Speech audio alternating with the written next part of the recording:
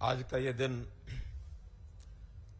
हरियाणा के प्रगति के इतिहास का एक बहुत महत्वपूर्ण दिन है। जैसा एक संयोग जुड़ा है 24 जनवरी 2024 और कुल राशि 2024 करोड़। इस ऐतिहासिक दिन पर यहां अपने साथ मंच पर विराजमान हमारे कृषि मंत्री श्री जेपी दलाल जी, हमारे स्थानीय निकाय विभाग के मंत्री डॉक्टर कमल गुप्ता जी, हमारे सांसद श्री ब्रजेंद्र सिंह जी, विधायक बरवाला श्री जोगराम सियाग जी, यहां हमारे जो LUVAS university Lajpat Rai university of veterinary sciences Shri Vinod Verma ji, विभिन्न जिलों से जुड़े हुए मेरे साथी मंत्रीगण, सांसदगण, विधायकगण, सभी जिलों के प्रशासनिक अधिकारी, सभी विभागों के अधिकारी, उपस्थित सभी हमारे महानुभाव बहनों भाइयों, पत्रकार छायाकार मित्रों, आज जैसा बताया गया कि यहां लुआस यूनिवर्सिटी, इसका जो एक प्रशासनिक भवन, वाइस चांसलर का प्रशासनिक भवन है, उसका उद्घाटन हुआ और साथ ही पशु नस्ल सुधार के नाते से ये जो एम्ब्रियो ट्रांसप्लांट की जो लैब है उसका भी उद्घाटन किया गया। इस अवसर पर मैं यहां के सभी वैज्ञानिकगण, सभी प्राध्यापक, सभी विद्यार्थीगण, इनको विशेष बधाई और शुभकामना देता हूं कि अपनी यात्रा में ये बहुत आगे बढ़ रहे हैं। हरियाणा चूंकि कृषि प्रधान प्रदेश है, तो यहां के किसान की, कृषक की आय बढ़ाने के लिए खेती के साथ साथ जो अन्य एलाइड सर्विसेज हैं, अन्य जो सहायक ऐसे व्यवसाय हैं, उनको आगे बढ़ाने के लिए भी बहुत काम किया जा रहा है। इस अवसर पर यहां के सभी संबंधित लोगों को बहुत बहुत बधाई। हरियाणा में इंफ्रास्ट्रक्चर के जो आज उद्घाटन और शिलान्यास चाहे यहां से किए गए हैं, जैसा 10 बड़े प्रोजेक्ट जिनका उद्घाटन शिलान्यास यहां से किया गया है 784 करोड़ रुपए, शेष शिलान्यास उद्घाटन सब जिला केंद्रों पर अथवा अन्य स्थानों पर जो वहां के हमारे मुख्य अतिथि जो भी जिस कार्यक्रम में है उनके द्वारा किया गया है। उन सबको भी, पूरे हरियाणा के लोगों को भी मैं अपनी ओर से बहुत बहुत बधाई और शुभकामना देता हूं। जैसा हम जानते हैं कि इंफ्रास्ट्रक्चर एक ऐसा माध्यम है जिसके कारण से किसी भी प्रदेश अथवा देश की जो अर्थव्यवस्था है वो उसके ऊपर निर्भर होती है। अमेरिकन लोगों का यह मानना है कि हमारे देश में जो इंफ्रास्ट्रक्चर है, कुछ लोग तो ये सोचते हैं कि वो धनी देश है, अमीर देश है, इसलिए वहां का इंफ्रास्ट्रक्चर शायद मजबूत है, लेकिन अमेरिका के लोग कहते हैं हमने पहले इंफ्रास्ट्रक्चर पर ध्यान दिया, हमारा इंफ्रास्ट्रक्चर मजबूत है, इसलिए हमारी अर्थव्यवस्था अच्छी है। तो वैसे तो एक दूसरे के साथ जुड़ी हुई चीजें हैं, लेकिन फिर भी जितना इंफ्रास्ट्रक्चर अच्छा होगा उसमें से दीर्घ काल तक आर्थिक व्यवस्था उस देश और प्रदेश की अच्छी बनती है। तो आज हरियाणा के नाते से हम ये कह सकते हैं कि हमारा जो भौतिक विकास है, इसमें हमारी प्रगति और समृद्धि जो लगातार हो रही है वो इसी के कारण से हो रही है। हमने जहां भौतिक विकास है उसके साथ साथ अपनी सांस्कृतिक और सामाजिक विकास पर भी बहुत ध्यान दिया है। सांस्कृतिक विकास के नाते से अगर मैं इन्हीं दिनों की घटना को याद करता हूं, तो जैसे देश राममय हुआ है, जैसा इस 22 जनवरी की हम एक प्रकार से इंतजार वर्षों से कर रहे हो, इस प्रकार का माहौल 2 दिन पहले जो देश में हुआ, स्वयं प्रधानमंत्री जी ने और भगवान राम के उस मंदिर का प्राण प्रतिष्ठा का कार्यक्रम बड़े दिव्य और भव्य ढंग से कराया है।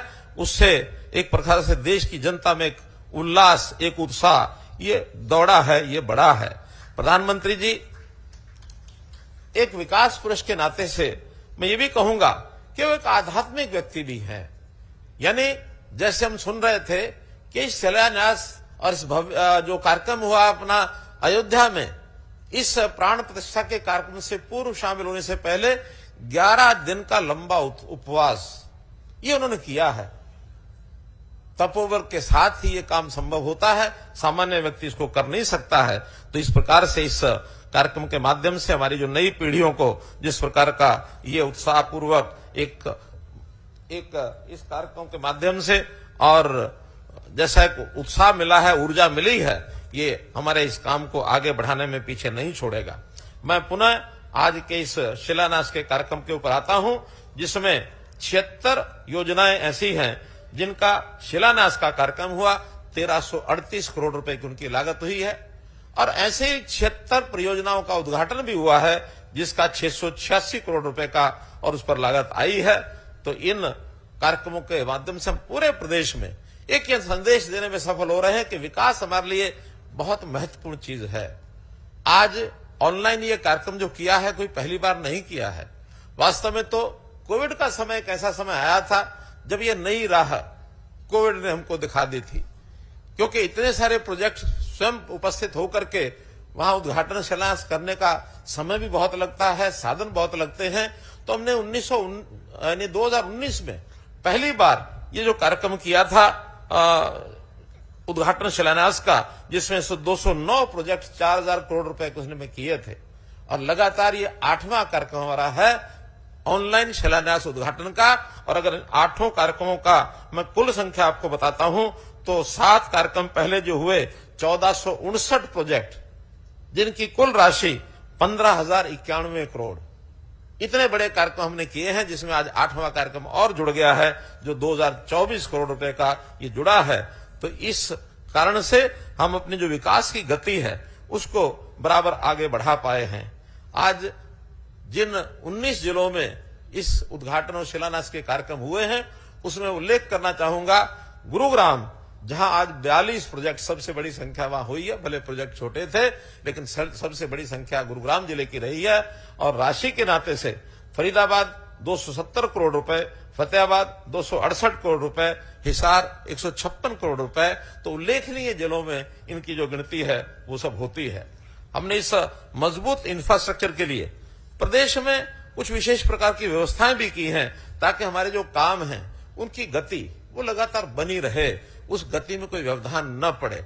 इसके अंदर हमारे फाइनेंस डिपार्टमेंट का एक बहुत बड़ा एक पहलू, जो अर्थव्यवस्था के हिसाब किताब को जानते हैं उनको समझ में आएगा कि कई बार वर्ष अंत 31 मार्च को कुछ प्रोजेक्ट ऐसे होते हैं जिनकी राशि मंजूर होती है, वो 31 मार्च को बची हुई राशि लैप्स हो जाती रही है। लेकिन 2 वर्ष पहले हम वो राशि लैप्स न हो, एक विशेष व्यवस्था की जिसको हमने कहा medium term expenditure framework reserve fund, अर्थात जो राशि 31 मार्च को बचती है और किसी प्रोजेक्ट विशेष के लिए उसको रिजर्व किया जाता है, तो बचने के बाद वो लैप्स नहीं होगी बल्कि एक रिजर्व फंड में चली जाएगी ताकि अगले वर्ष में उस काम को उसी राशि से कराया जा सके। नए प्रोजेक्ट जो आते हैं उसमें यदि राशि की कोई आवश्यकता पड़ जाए बीच में, उसी फंड में से उसका उपयोग भी कर सकते हैं और आने वाले बजट में उसका अलग से प्रावधान किया जा सकता है। तो इस के माध्यम से हमारे जो प्रोजेक्ट हैं लगातार वो चलते हैं, उसके अंदर कोई कठिनाई नहीं आती है।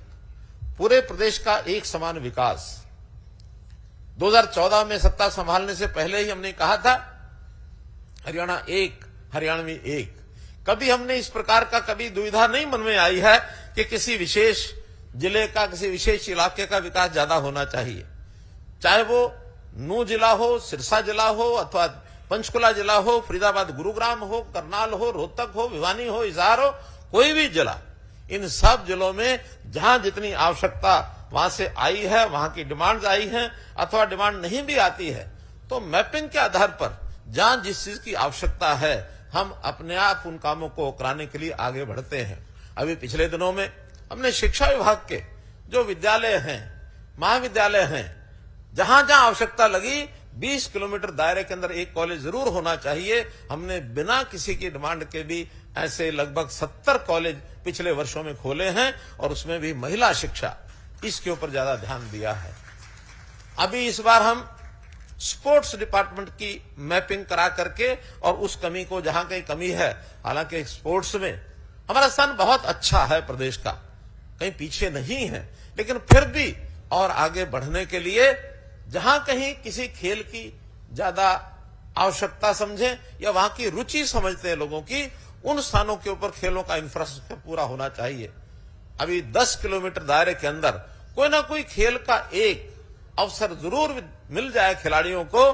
तो ऐसी जब मैपिंग की गई है, 307 गांव ऐसे मिले हैं जहां 10 किलोमीटर के अंदर कोई खेल सुविधा नहीं है। अभी हमने खेल विभाग को निर्देश दिया है कि सबसे पहले इन 309 गांव या 307 गांव में अगर मांग नहीं भी आई है तो भी इन 307 गांव में कौन से खेल का कौन सा छोटा बड़ा कार्यक्रम शुरू किया जा सकता है, इसका प्रबंध हम इस अगले वर्ष करने वाले हैं। अर्थात मांग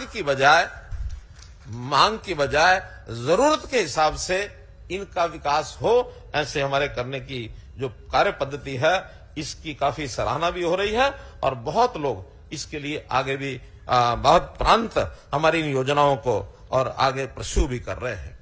इन सब काम को करते समय हमने अपने सामाजिक बदलाव में भी सिस्टम में बदलाव, सामाजिक विकास के नाते सिस्टम में बदलाव बहुत किए हैं। व्यवस्था परिवर्तन के काम अगर देखा जाए, किसी चीज का निर्माण करना आसान है, लेकिन किसी सिस्टम में बदलाव करके लोगों को गले उतारना यह बहुत मुश्किल है। हमने कितने ही बदलाव किए हैं, भर्तियों के सिस्टम में बदलाव किया, ट्रांसफर्स के सिस्टम में बदलाव किया, और हमने ट्रांसपेरेंसी लाने के लिए, करप्शन को समाप्त करने के लिए कितने ही पोर्टल्स, कितने ही हमने इस प्रकार के सिस्टम बनाए ताकि लोगों को सीधी व्यवस्थाएं उनके घर पर पहुंचे, उनकी जरूरतें पूरी हों, घर पर पहुंचे।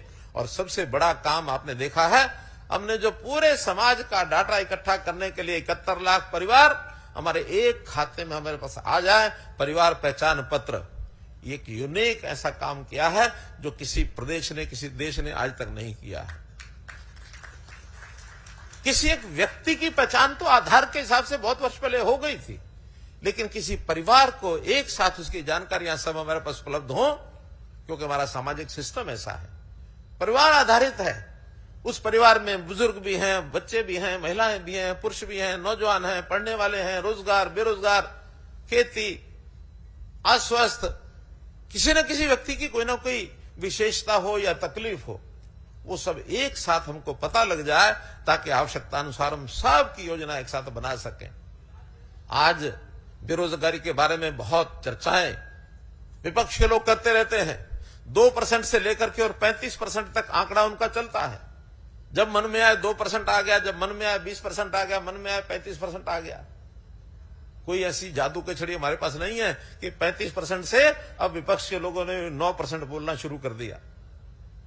तो आखिर ये रेगुलर चीजें होती हैं, कोई बढ़ती है घटती है, शायद गति से बढ़ती है। हमारा अनुमान अब एक एक व्यक्ति का एक सही अनुमान मैं कह सकता हूं, सेल्फ डिक्लेयर्ड जिन लोगों ने कहा कि मैं बेरोजगार हूं, मुझे रोजगार चाहिए, वो लगभग 8.5% बैठता है। अब 8% 9% का अंतर तो मैं समझ सकता हूं, लेकिन 8-9% की बजाय उसको 34% कह देना सिवाय राजनीतिक प्रोपेगेंडा करने के और कुछ नहीं है। और हम इन सब 8% लोग हैं, इनका एक एक का हिसाब हमारे पास है, किसको कहां आवश्यकता उसकी पूर्ति हो सकती है। सरकारी रोजगार के नाते फार्म भरने का काम वो करते हैं, हम पारदर्शी तरीके से नौकरियां देते हैं। प्राइवेट नौकरी के नाते हम अपने उद्योग को बढ़ावा देते हैं। हमारा उद्योग ईज ऑफ डूइंग बिजनेस के कारण से बहुत अच्छा बढ़ रहा है। उस नाते से हमने पिछले 9 साल में, 9.5 साल में 30 लाख लोगों को रोजगार देने के अवसर उपलब्ध कराए हैं। इसी प्रकार आज भी किसी को स्किल डेवलपमेंट के नाते, हुनर विकास के नाते अपना स्वयं का रोजगार करना है, उसके लिए बैंक से लोन लेकर के देते हैं ताकि कोई अपना रोजगार करे। हर किसी को सरकारी नौकरी, पक्की नौकरी मिलना संभव नहीं है, इसलिए हर किसी व्यक्ति को रोजगार का अवसर मिले, इसके लिए हम पूरा ध्यान रखते हैं। और अब तो हमने जो HKRN का जो पोर्टल अपना बनाया है, ऐसे बेरोजगार जिनको रोजगार चाहिए उसके ऊपर रजिस्टर करते हैं। हम उसमें भी पारदर्शिता बरते हुए हैं कि जिनकी उसमें योग्यता या जो उनकी रैंकिंग, एक अंतर जरूर रखा है इसके अंदर, जो उसमें गरीब परिवार के लोग हैं उनकी रैंकिंग ज्यादा दी गई है परिवार की आय के हिसाब से। दूसरा उसकी बारी आती है उसकी योग्यता। पहली योग्यता ये कि कोई टेम्पररी नौकरी है, कम से कम हर परिवार में जो गरीब परिवार है उसके घर का एक बालक कहीं भी एक 15-17 हजार रुपया महीना भी अगर लेने लग जाएगा तो घर का काम ठीक से चला पाएगा। 1,80,000 वर्ष की इनकम हमने किसी परिवार के लिए एक बेंचमार्क रखा है कि इस बेंचमार्क से ऊपर कितने लोगों को उठाया जा सकता है। तो ये सब सिस्टम हम व्यवस्था परिवर्तन के अपने इस टेक्नोलॉजी के माध्यम से, आईटी के माध्यम से ये कर रहे हैं। और इसमें समाज से भी हमेशा मैंने कहा, इसके अंदर जितना सहयोग समाज की ओर से होगा उतना ही हम और आगे बढ़ेंगे। जहां तक इंफ्रास्ट्रक्चर का विषय है, अब हम जो कभी भेदभाव रीजनल क्षेत्रवाद के हिसाब से किया जाता था, पहले एक हाइपर रीजनलिज्म का बोलबाला था, उसको मैंने समाप्त किया है। जैसा मैंने पहले बताया कि पूरे हरियाणा में एक जैसा विकास हम कर रहे हैं। हमने इसके नाते से अगर एक आंकड़ा मैं देना चाहता हूं कि पिछले 10 वर्ष के अंदर हमने 33,000 किलोमीटर लंबी सड़कों का सुधार और लगभग 7,000 किलोमीटर सड़कों का नया निर्माण, ये 40,000 किलोमीटर का एक आंकड़ा, ये हर जिले के हिसाब से हम देखते हैं, चाहे वो 3 क्रम की हो, 4 क्रम की हो, 5 क्रम की हो, 6 क्रम की हो, चौड़े मार्ग हो, चाहे वो 4 मार्गीय मार्ग करने की बात है, नेशनल हाईवेज हैं, स्टेट हाईवेज हैं, सब मिला करके सड़कों का ये जाल हरियाणा में फैला है। और इसमें 20 नए राष्ट्रीय राजमार्ग ये घोषित हुए हैं, 8 इसमें पूरे हो गए हैं, 11-12 पर इसमें काम चल रहा है। आज कोई जिला ऐसा नहीं है जो हमारे राष्ट्रीय राजमार्ग के साथ जुड़ा हुआ नहीं है। हर जिला केंद्र दूसरे जिला केंद्र के साथ राष्ट्रीय राजमार्ग से जुड़ गया। Haryana is the only state जहां हर जिला दूसरे जिले से राष्ट्रीय राजमार्ग से जुड़ा हुआ है। इस इंफ्रास्ट्रक्चर के कारण से हमारे यहां उद्योगपति अब बेस्ट, जिसको कहना चाहिए देयर प्रेफर्ड डेस्टिनेशन अगर कोई है तो Haryana is their best preferred destination. हमें कई लाभ हैं, राजधानी के निकट होने का भी लाभ हमको है, और उस नाते से विदेश की कंपनियां एमएनसीज जो गुरुग्राम, फरीदाबाद, पलवल, झज्जर, रोहतक, पानीपत इस एरिया में वो पहले से चल रहे हैं, और उसके अंदर एक बड़ा योगदान है एयरपोर्ट का।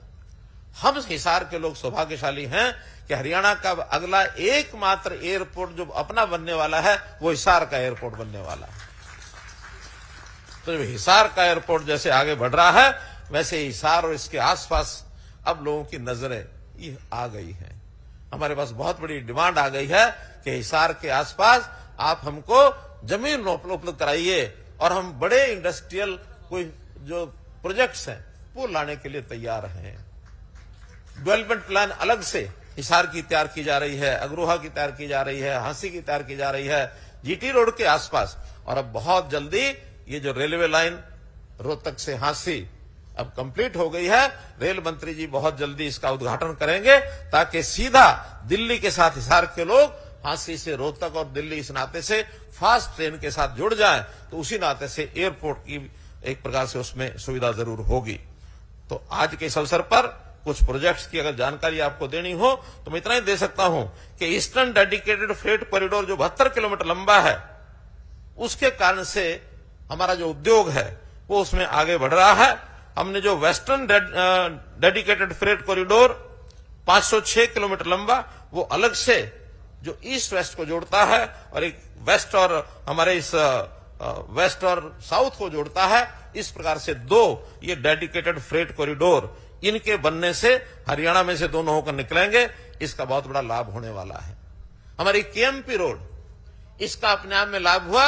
अब केएमपी के साथ साथ हरियाणा रेल ऑर्बिटल कॉरिडोर, एक ये नया रेलवे का रिंग भी जो है दिल्ली के इर्द गिर्द, जो पलवल से शुरू होगा कुंडली तक जाएगा, जिसके कारण से दिल्ली के बिना ही हमारे उस दक्षिणी हरियाणा के लोग अथवा पलवल साइड के लोग सीधा चंडीगढ़, अंबाला अथवा पंजाब और जम्मू कश्मीर की तरफ दिल्ली टच नहीं करनी पड़ेगी, उस ट्रेन के माध्यम से वो जा सकते हैं। 2 बड़ी जो प्रोजेक्ट्स हैं, आरआरटीएस जिसको कहते हैं, आरआरटीएस सराय काले खां से करनाल तक एक नई रेलवे एलिवेटेड रोड होगी, कहीं अंडरग्राउंड होगी, लेकिन उसका एक जो स्पीड वाली ट्रेन है, रैपिड ट्रांसपोर्ट सिस्टम, हर 8 किलोमीटर के बाद एक उसका स्टेशन होगा।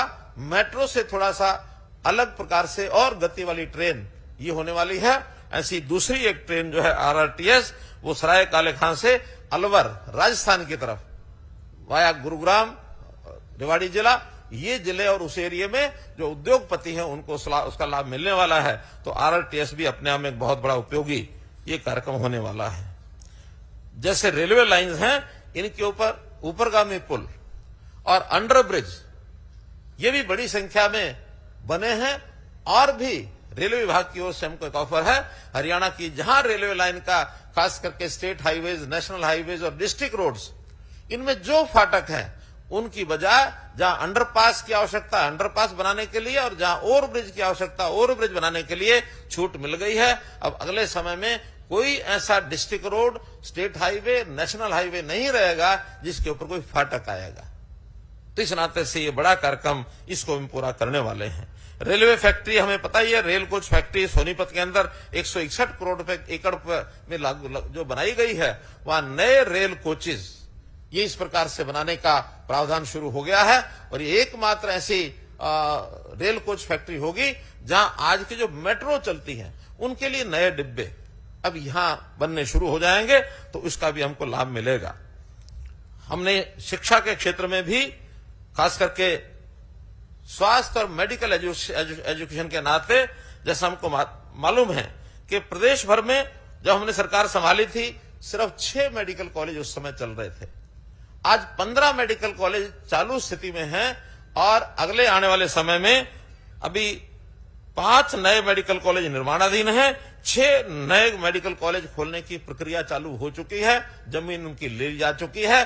तो ऐसा ये सब 11 के 11 होने के बाद आने वाले 4 या 5 वर्षों के अंदर 26 मेडिकल कॉलेज हो जाएंगे, 26 मेडिकल कॉलेज।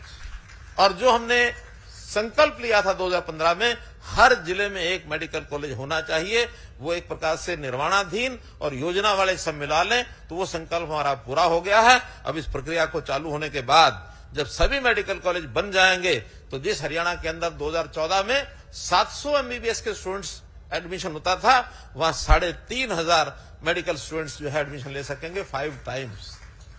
हमारे डॉक्टर्स की कमी वो सब उसमें पूरी हो जाएगी। न केवल मेडिकल कॉलेज बल्कि आयुर्वेद के क्षेत्र में भी अभी पंचकुला में आयुर्वेद का एक एम्स ऑल इंडिया इंस्टीट्यूट जैसा दिल्ली में एलोपैथी का है, वैसे आयुर्वेद का पंचकुला के अंदर एक 270 करोड़ रुपए की लागत से उस संस्थान की भी स्थापना की जा रही है। जहां मैनेजमेंट का विषय है IIM रोहतक सुनारिया में, और इसी प्रकार से टेक्नोलॉजी के अंदर national institute of electronics and information technology Umri Kurukshetra में। ये ऐसे कुछ संस्थान हैं जिन संस्थानों के माध्यम से न केवल प्रदेश बल्कि राष्ट्रीय स्तर पर भी इनका नाम अपना होगा और देश भर के विद्यार्थी यहां आकर के पढ़ेंगे, चाहे वो नेशनल इंस्टीट्यूट ऑफ डिजाइन हो, national institute of fashion technology हो, central institute of plastic engineering and technology Kilod Sonipat हो, इंडियन इंस्टीट्यूट ऑफ टेक्नोलॉजी हो। तो इस प्रकार के सब संस्थान अब ये एक एक करके शेप ले रहे हैं और हम हरियाणा को एक नेशनल और इंटरनेशनल शिक्षा का एक हब ये बनाने जा रहे हैं। अभी तक सोनीपत में हमारे पास राजीव गांधी एजुकेशन इंस्टीट्यूशन एकमात्र ऐसे स्थान था जहां विदेश के लोग आकर के पढ़ना शुरू हुए थे, लेकिन आज चाहे गुरुग्राम है, चाहे पंचकुला है, चाहे रोहतक है, चाहे सोनीपत है, ऐसे सब स्थानों पर विदेशों के विद्यार्थी बहुत बड़ी मांग आ रही है। अफ्रीका के लोगों ने कहा है कि हमारे यहाँ मेडिकल कॉलेज कम हैं।